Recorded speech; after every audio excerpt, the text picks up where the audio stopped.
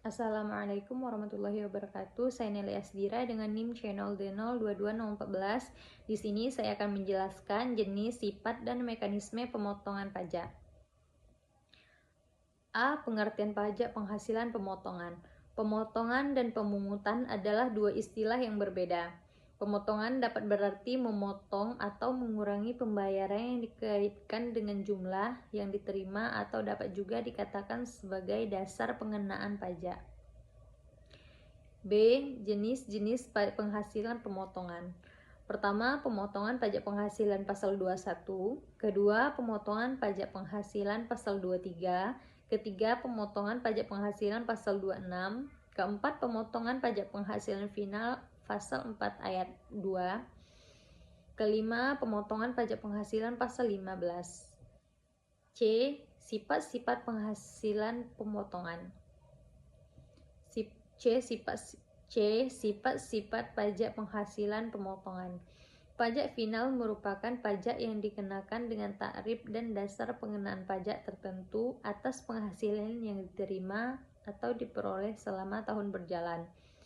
PPh tidak final adalah pajak yang belum selesai atau pajak yang diperhitungkan kembali dengan penghasilan lainnya untuk dikenakan tarif umum dalam pelaporan SPT tahunan. Perbedaan pajak penghasilan final dan tidak final. Pertama, pada pajak penghasilan final. Penghasilan tidak digabungkan dengan penghasilan lain yang dikenai tarif umum dalam SPT tahunan PPh Badan. Sedangkan pada PPh tidak final, penghasilan digabungkan dengan penghasilan lain yang dikenai tarif umum.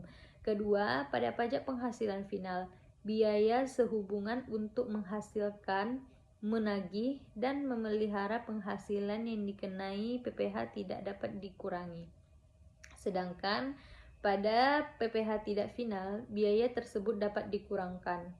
Ketiga, tarif PPh final diatur berdasarkan peraturan pemerintah atau keputusan Menteri Keuangan. Sedangkan tarif pajak PPh tidak final menggunakan tarif umum pasal 17 UU PPh.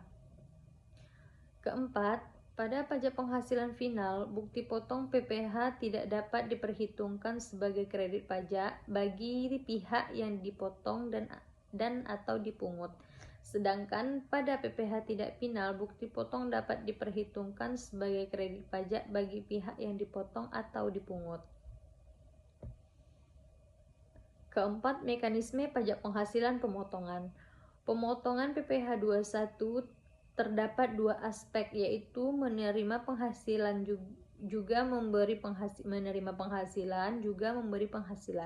Menerima penghasilan contohnya pegawai tetap atau pegawai tidak tetap, atau bukan pegawai menerima penghasilan dari memberi penghasilan atau dari perusahaan. Ketika perusahaan memberikan gaji atau upah, honor dan sejenisnya kepada pekerja, maka perusahaan wajib melakukan pemotongan PPh 21. Jadi penghasilan yang diterima oleh pekerja sudah dipotong PPh 21. Kemudian setelah menerima penghasilan, pekerjaan juga akan menerima bukti potong. Bukti potong ada beberapa. Yang pertama ada 1721A atau A2, bukti potong non-final, dan bukti potong final. Sekian penjelasan dari saya. Wassalamualaikum warahmatullahi wabarakatuh.